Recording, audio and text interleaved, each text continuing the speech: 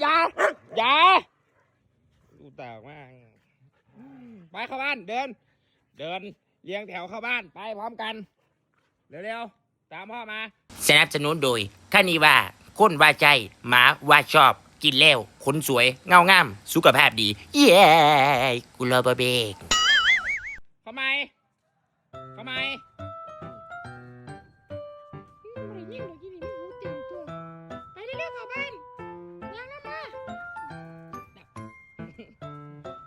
ไปอย่าดิอย่ามาหาเรื่องกูดิโอ้ยพ่อกูมาละมาดไงใส่โหลดมึงนี่หาแต่เรื่องแต่เล่า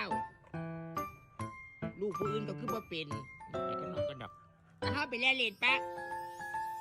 ไม่ว่าจะเข้าบ้านโอ้มีปัญหากับบักไอ้นั่นกูว่าแหละตัวกูเรียนไปไว้เดี๋ยวนั่งอยู่ดีกันนั่งคือกันนั่งไว้กับเมย์บอกให้เขาไปเรียนก่อนจะเข้าบ้านเขา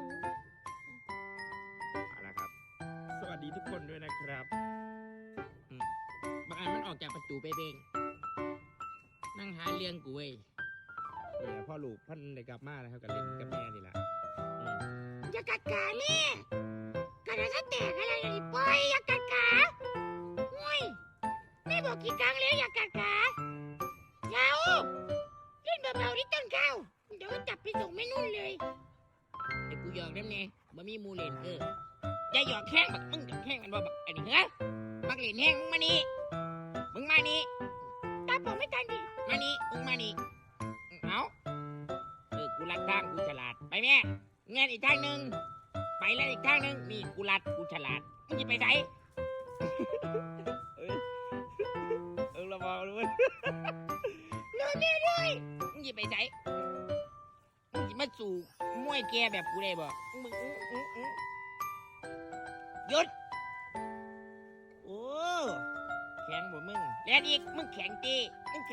งคิดว่ากูแลนมาท่านจีระดับโปรเฟชชั่นอลมึงเข้าไปให้ยังหยุดกว่าออกกูเองมากันนี่มึงดื้อจีเฮ้มึงดื้อจีมึงต้องเจอของแท้เช้าเดียวกันมิดเข้าบ้านมันก็นี่ก็เห็นลูกเองไอ้มันแลนมันจะเจอมึงบอกพูดได้เป็นจ่าฝูงมึงจะคิดว่ามึงแลนเร็วเหรอกูนี่ผ่านประสบการณ์มาหลายเที่ยแล้วโอ้ยกว่าออกกูจัดการมันแบบนี้ว่าเพราะมึงไงบอกรู้มาแล้วบักอันนี้ก็เที่ยวจะมาหาเลี้ยงกูเก่งจีเหรอเก่งจีเหรอฮะมึงเล่นเดี๋ยวมึงไปให้ระวังนะลูก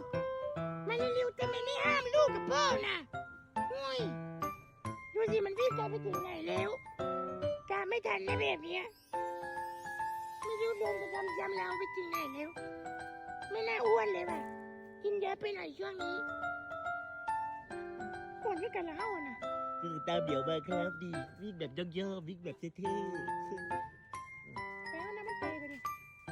ไม่รู้เกี่ยวกันระบาด2 ตัวนั่นน่ะว่าใจเหรอวุ้ไปตามวิ่งมาตามมาไม่ใช่ลูกมึงอุ้ยพุ้ยแล้วเหรอ